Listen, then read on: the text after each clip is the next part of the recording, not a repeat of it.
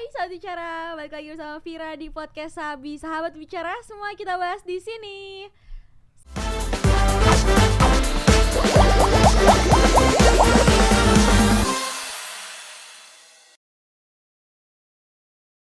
Sahabat bicara, selamat Hari Lingkungan Hidup Sedunia. Memasuki bulan Juni ini banyak hari besar nasional dan juga hari besar internasional. Salah satunya Hari Lingkungan Hidup Sedunia. Dan pentingnya memperingati Hari Lingkungan Hidup ini sebagai mengajak anak muda tentunya untuk meningkatkan kepedulian terhadap kondisi lingkungan kita. Lebih lanjut, selengkapnya akan kita bahas bersama narasumber yang telah hadir hari ini. Selamat datang Kak Boim. Halo. Kak Boim atau nama lengkapnya adalah Muhammad Ra. Iya betul, Muhammad Aja. Ra. Aja. Iya. Wow. Ra aja. Iya. Artinya gitu. Kak? Alasan personal orang tua sih. Oh, Jadi Ro itu karena keluarga itu semuanya pakai huruf R. Aha. Nah karena kita udah kehabisan huruf R, Oh. jadi huruf R aja gitu. Gitu. Tapi dipanggilnya Boim. Boim. Oh, ini ntar di tengah-tengah kita menanyakan hal itu ya. Nah, tapi Iya. di sini Vira memperkenalkan dulu tentunya ke sahabat bicara, Kak Boim merupakan penggiat lingkungan yang baru saja menyelesaikan ekspedisi Ujung Kulon. Dan ini selaras juga tentunya dengan pembahasan kita hari ini mengenai kontribusi pemuda untuk Samudra Indonesia, dan salah satu program yang dijalankan di ekspedisi Ujung Kulon itu mengenai samudra juga ya Kak ya? Iya betul banget. Tagline-nya, slogannya saat itu? Bebersih rumah badak. Bebersih rumah badak. Iya. Oke, dan banyak lagi hal lain tentunya. Tapi di sini Kak Boim, Vira mau nanya, bagaimana awal mula ketertarikan Kak Boim terhadap dunia kepedulian lingkungan? Mungkin karena hal-hal yang sederhana. Gue itu paling agak gatel dengan sampah yang berserakan di jalan gitu. Itu gatel banget ngeliatnya, itu nggak nyaman banget. Ngelihatnya aja itu nggak Oke. nyaman. Resah gitu ya Kak?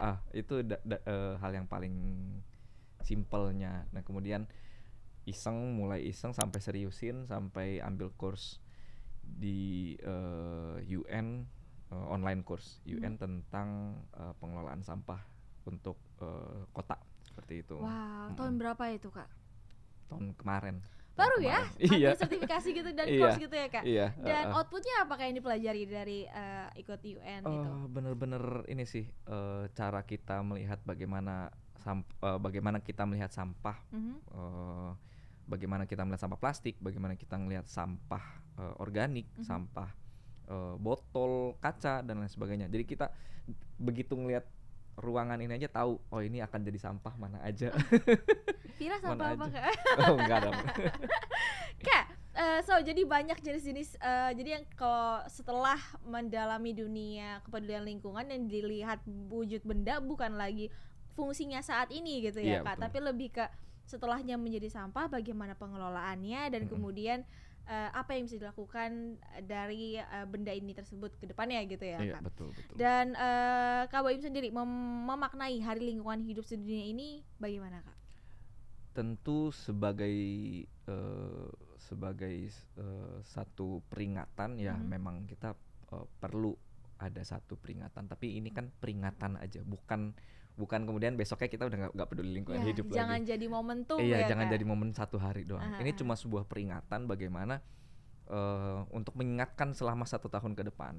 Kan kita kalau ibaratnya ada orang tahun baru pasti udah ada tuh namanya resolusi selama 1 tahun ke depan. Nah kita ketika ngomongin lingkungan hidup ya juga harus melakukan hal yang sama selama 1 tahun ke depan sampai peringatan Hari Lingkungan Hidup berikutnya. Apa yang mau dilakuin, gitu aja. Jadi sebagai apa ya, acuan semangat gitu ya Betul, Kak, untuk betul. memotivasi kontribusi-kontribusi para pemuda lainnya di Indonesia tentunya. Kak, kegiatan terakhir adalah di ekspedisi Ujung Kulon. Sebelum kita bicara ke Ujung Kulon ini, Kak Boim sudah pernah menjelajah kemana aja Kak? Pasti banyak ya, mungkin yang keinget aja gitu Kak. Banyak sih, Kalimantan, ke Wow. apa namanya, aduh lupa lagi, ke Kalimantan NTB. Timur pokoknya. NTB juga, ke NTB, ke Lombok, main-main ke Lombok, main-main ke Bima, main-main ke Bali, main-main. Pokoknya Sumatera juga udah, Lampung sama Lampung, Palembang udah. Cuman ya udah sampai wilayah-wilayah situ aja. di wilayah-wilayah yang alamnya gitu. Gimana keadaan Indonesia di daerah-daerah tersebut, kayak di Kalimantan, di NTB? Beragam ya. Kayak masalah yang ada di Sumatera itu nanti beda lagi yang ada di Kalimantan. Boleh di-spill kah dikit gitu? Tapi kesamaannya itu pasti satu. Oh iya, kesamaannya lingkungan boleh. hidup. Kesamaannya Apanya, itu Kak? pasti lingkungan hidup. Sampahnya kah atau Sampahnya, nanti juga ada zonasi yang enggak teratur seperti itu, zonasi wilayah hutannya itu enggak dipatuhi bersama seperti itu. Itu yang sering saya lihat kalau bicara tentang lingkungan hidup. Dan yang paling utama ya pasti sampah. Jadi bahkan di hutan ini cerita tentang di Ujung Kulon aja. Misalnya di Ujung Kulon aja itu populasi manusianya itu nggak ada, benar-benar hewan aja di situ. Ujung Kulon tuh ada di ujung barat Pulau Jawa. Di sana kalau misalnya dari desa ke hutannya itu memang deketan, tapi di hutan ketika udah masuk hutan orang nggak tinggal di situ, orang mungkin masuk ke situ, keluar dan sebagainya. Di situ sampahnya itu menggunung. Kita kemarin ngambil itu dapat 500 kilo. Sebelumnya 800 kilo. Dan kemudian sampah itu dikemanain Kak? Atau asalnya dari mana? Nah itu yang sejauh ini saya juga belum bisa sebut dari mana, karena memang datanya masih kurang banget kita. Belum tahu, karena benar-benar sampahnya itu bukan dari pedesaan, tapi dari laut mengambang terus bersarang di pantai. Jadi sampah-sampah yang diambil adalah yang bermuara lah di pantai itu, kemudian diproses oleh teman-teman ke desa-desa sekitar. Jadi kita bantu pertama pilah. Pertama dipilah dulu sampah-sampah yang bisa diolah atau enggak. Meskipun banyak banget yang nggak bisa diolah, tapi akhirnya sampah plastik seperti botol, seperti plastik kemasan itu akhirnya dipilah. Terutama yang botol akhirnya kita lagi proses juga, semoga bisa dapat bantuan lagi untuk kita mendirikan membangun mesin pencacah di sana. Jadi di sana ada mesin pencacah supaya jadi recycle center di sana akhirnya. Di sana dengan dia kita jadi kasih biji plastik gitu kembali. Sampai nanti menjadi biji plastik. Okay. Jadi kan prosesnya panjang. Sampai kita pengennya proses itu lengkap di sana supaya nanti sampah-sampah yang ada di sana ya bisa diambil, dikelola sendiri, dikerjakan sendiri sama warga setempat sana, seperti itu. Oke. Kak, tadi juga sempat kita ngebahas mengenai ekspedisi Ujung Kulon Kak.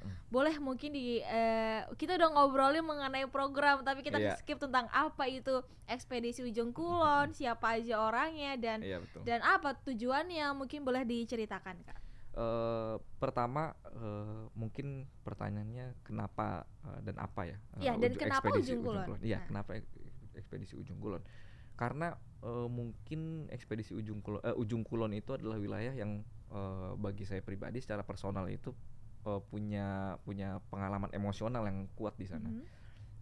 Sebelum acara kemarin saya udah 3 kali ke Ujung Kulon, dan pengalaman emosional di sana, berinteraksi dengan warga sekitar, dengan warga setempat, yang bikin saya ngerasa punya ikatan emosional dengan wilayah Ujung Kulon. Dari sana kemudian ngelihat bahwa ada masalah yang besar sekali di Ujung Kulon itu, karena nggak ada orang di sana. Kalau misalnya nggak ada yang ngambilin sampah di sana, ya memang nggak akan terambil gitu. Akhirnya ngelihat sampah di sana yang benar-benar mungkin ada sekitar 8 kilo, 10 kilometer itu ya benar-benar sampah doang di pinggir pantai. Itu yang kemudian ngerasa aduh harus ke sana seperti itu. Dan alhamdulillah baru terwujud tahun ini, dan insyaallah sampai beberapa tahun ke depan memang salah satu agenda fokusnya kami akan fokus ke Ujung Kulon seperti itu. Kami ini adalah beberapa Kak Boim sama teman-teman Kak Boim tentunya gerakan independen kah atau kita LSM NGO berbasis anak muda, namanya Better Ocean Initiatives. Indonesia Better Ocean Initiatives. Jadi benar-benar kita memiliki fokus penting kepada sampah yang bersarang di laut gitu, yang mengambang dan ya tidak jelas arah tujuannya. Betul. Mau kemana sampah ya, sampah laut Jangankan itu. di ujung kulon, di Jakarta aja, di rumah kita deh Iya. harus dipilah-pilah ya Kak. Betul. Dan ini sudah memiliki apa ya, gerakan hingga ke daerah lain ya, ke ujung kulon. Semoga banyak daerah-daerah lainnya juga yang ikut Amin. tergerakkan ya Kak, bersama Kakak dan Betul. teman-teman. Dan pesertanya Kak yang ikut tuh siapa aja?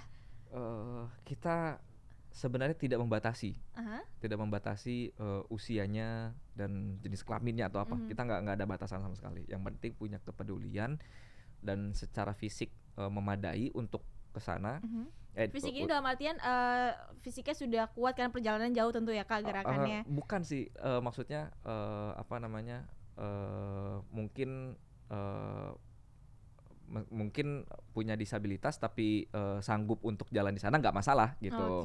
Yang penting memang benar-benar mempersiapkan diri gitu fisiknya. Sudah training. Sudah siap, sudah training dan sebagainya. Kalau misalnya punya disabilitas ya kita nggak mungkin melarang, nggak mungkin menolak, nggak mungkin melarang. Kuat. Yang penting sudah punya persiapan kuat untuk di sana. Iya, matang semua di sana. Itu dia. Jadi pesertanya adalah anak muda. Anak muda kita nggak membatasi, tapi sebisa mungkin mayoritas komposisinya 60-80% itu yang berusia maksimal 25 tahun. Jadi mau itu anak SMP kemarin kita juga ada yang peserta anak SMP sampai maksimal usia 25 tahun. Seperti itu. Banyak ya Kak cakupannya ya Kak. Dan itu semua ditergerakan bersatu di dalam ekspedisi Ujung Kulon. Program apa aja Kak yang dijalankan kemarin? Kemarin itu capaian kita ada 3. Yang paling pertama adalah ngambilin sampah. Jadi kita memang mematok beberapa 2 kilometer aja kita cuma ngambil. Karena luas sekali. Gak cuma Kak 2 kilometer, mohon maaf ya. Kalau ngebawa sampah. 2 kilo. Kita mematok 2 kilometer. Terus di 2 kilometer itu kita harus ambil sampah plastik dan juga sampah-sampah yang memang nggak bisa diolah di sana bukan organik seperti itu, non organik. Apakah itu sampah kaca, sampah pakaian, sampah botol plastik dan berbagai macam lainnya. Kita ambil itu target pertama. Capaian kedua kita ngebangun sistem keberlanjutan di sana. Jangan sampai ya kita cuma acara besok aja, habis itu nggak di sana nggak ngapa-ngapain lagi. Jangan seremonial. Ya. Akhirnya kita mengupayakan dan insya Allah dalam waktu dekat kita akan ada serah terima mesin pencacah plastik di sana. Jadi kita mengupayakan sistem supaya warga setempat di sana itu bisa terdorong untuk ngambil sampah yang ada di sana, terus diolah sendiri sampai kemudian jadi satu produk, sampai jadi biji plastik yang bisa mereka kelola sendiri, jual lagi dan sebagainya. Seperti itu. Intinya kita ingin membangun sistem supaya di sana itu bisa berkelanjutan seperti itu. Bermanfaat dan bisa menjadi manfaat lainnya gitu betul. Ya Kak. Dan memberikan dampak yang luas. Dan ini pasti banyak value yang bisa diambil dari kegiatan ekspedisi Ujung Kulon ini Kak. Di antaranya apa yang diharapkan bisa menjadi value yang peserta sendiri ikuti gitu Kak, peserta sendiri terima, apakah value-nya?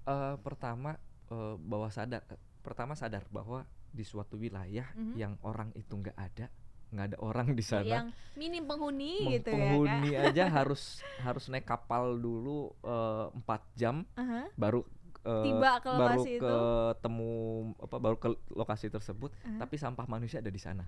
Gitu. Kan berarti kan tidak ada minim kehidupan manusia, tapi ada sampah. Berarti dari mana asalnya sampah itu gitu betul, kan Kak. Makanya kita yang ada di sini aja jangan-jangan sampah yang ada di sana itu adalah sampah kita yang ada di sini. Kita kirim, jangan mungkin aja enggak.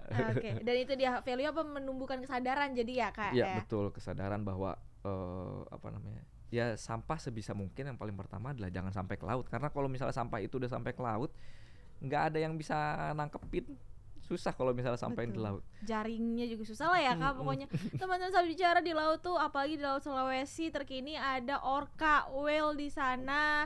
Jadi kalau misalkan jangan sampai lah, kita harus sama-sama merawat lingkungan dari hal sekecil apapun itu ya Kak. Betul. Kak, tadi kita udah bahas banyak mengenai ekspedisi Ujung Kulon. Kalau teman-teman mau ikut kegiatan ekspedisi lainnya bersama Kak Boim dan rekan-rekan, bagaimana caranya Kak? Kita ada di Instagram ekspedisi Ujung Kulon. Terus dan insya Allah nanti kita bulan September akan lagi menyelenggarakan ekspedisi kegiatan yang serupa, cuman tempatnya yang masih tentatif. Apakah nanti di Ujung Kulon lagi atau di tempat yang lain seperti itu. Dan itu memang kita persiapkan untuk jadi jangan sampai kegiatan ini cuma kita dong yang ngadain. Kita pengen menginspirasi teman-teman yang lain supaya bisa mengadakan kegiatan yang serupa, yang mirip seperti itu. Wow, masih mengenai Hari Lingkungan Hidup Sedunia ini sahabat bicara ya. Pak Ganjar baru saja baru-baru ini dalam rangka Hari Lingkungan Hidup, Pak Ganjar mengajak generasi muda untuk mencintai bumi. Selaras dengan postingannya di akun Instagramnya, beliau berbicara bahwa semoga kita selalu mengambil langkah kecil setiap harinya untuk melindungi planet bumi. Dan beliau juga mengucapkan selamat Hari Lingkungan Hidup. Dan di mana Hari Lingkungan Hidup ini juga dimaknai sebagai ajang bagi seluruh elemen masyarakat untuk berpartisipasi membersihkan alam dari polusi plastik yang kian tidak terbendung. Karena fokus dari tema dari Hari Lingkungan Hidup tahun ini, Kak, merupakan sampah plastik, Kak, fokusnya. Karena di mana-mana juga banyak sampah plastik, terbukti dengan pengalaman Kak Boim sendiri gitu ya, Kak. Ke NTB, ke Kalimantan, tadi terakhir ke Ujung Kulon juga nggak jauh-jauh dari plastik gitu ya, Kak. Betul, plastik di mana-mana. Kak Boim melihat adanya sosok pemimpin yang juga concern terhadap khususnya pada Hari Lingkungan Hidup ini. Bagaimana, Kak? Apakah ini merupakan sosok yang pemimpin yang gerakan yang harus dilayak dan diapresiasi gitu, Kak? Tentu harus diapresiasi berbicara tentang lingkungan hidup. Tapi mungkin harapan sebenarnya supaya Pak Ganjar bisa memberikan ruang seluas-luasnya buat anak muda. Jadi karena kita bicara lingkungan hidup, sebenarnya kenapa saya ngambil target usia maksimal 25 tahun? Karena benar-benar bicara tentang lingkungan hidup itu ya bicara tentang anak muda. Karena let's say 10 tahun lagi, misal Kak Vira umurnya berapa gitu? Saya umurnya 17 tahun. Ya, misalnya 17 tahun. Misalnya 17 tahun. 10 tahun lagi 27 tahun berarti kan. Tapi kan 27 tahun selama 10 tahun itu memiliki dampak yang berbeda dibanding misalnya yang umur let's say 50 tahun, 60 tahun, 70 tahun. Usia produktif. Usia produktif yang mungkin pengalaman saya yang pernah berada di usia tersebut memproduksi sampah yang banyak. Ya, saya paham sekarang kemana ini ya, karena masih bisa rasa resah, rasa kreativitasnya untuk mengolah sampah ada gitu ya. Iya, Kak? betul. Dan harapannya ya semoga kita diberikan ruang benar-benar untuk anak muda fokus jadi berbicara tentang sampah dan juga menyelesaikan masalah sampah ini dalam struktur yang lebih matang daripada misalnya kami cuma NGO yang kecil-kecil, kita cuma 60 orang seperti itu. Gak cuma sih, Kak, 60 orang kalau semuanya Power Ranger hebat-hebat gitu kan. Monsternya juga mati. Iya, keren. Iya.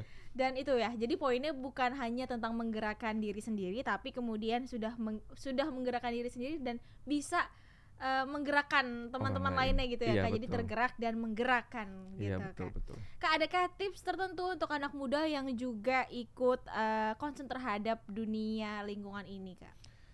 Yang paling penting dan paling penting pertama adalah jangan sampai memproduksi sampah banyak-banyak.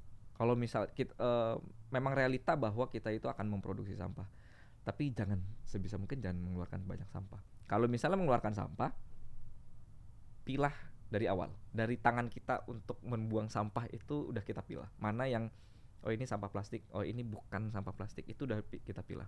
Dan mungkin bisa dimulai dari rumah, mungkin ketika kita lagi di mall, ini udah membedakan keduanya, pilah dari awal. Jadi dua itu prinsip yang paling mudah dan paling bisa kita lakukan. Pertama adalah kurangi sampah, yang kedua adalah pilah sampah, seperti itu. Kak, untuk menjadi penggiat lingkungan, apakah harus trip jauh-jauh dulu untuk bisa peduli sama lingkungan kita? Enggak. Yang berada di rumah misalnya introvert. Misalnya ada yang introvert gitu kan. Let's say Vira introvert. Misalnya Vira introvert. Apakah harus kemudian jalan-jalan dulu ke mana gitu untuk ke Raja Ampat gitu. Ya mungkin ke Raja Ampat, Banda Neira misalnya. atau ke Labuan Bajo, apakah harus ke sana dulu untuk kemudian ngeliat sampah? Kan enggak. Kenapa kami itu ngajak jalan supaya mengalami perjalanan sampah itu. Tapi nggak mesti orang yang harus ngetrip dulu untuk peduli sampah. Seperti apa itu. ya kalau anak Rohis tuh kan sebutannya namanya tadabur alam gitu Tadabur ya. alam, Ini lebih ke iya. tadabur alam yang bersampah gitu Iya. kan. Dan kita malah tadabur sampah Nah, gitu. iya. Itu dia tadi. Next projectnya adakah mau trip kemana lagi bersama teman-teman pemuda inspiratif lainnya? Insya Allah kita akan dengan Indonesia Better Ocean Initiative bulan September akan mengadakan kegiatan yang serupa, tempat yang belum pasti. Kita harapannya bisa ke Ujung Kulon, tapi ada undangan dari teman-teman di Kepulauan Seribu dan juga kita memang mengincar target yang lebih luas.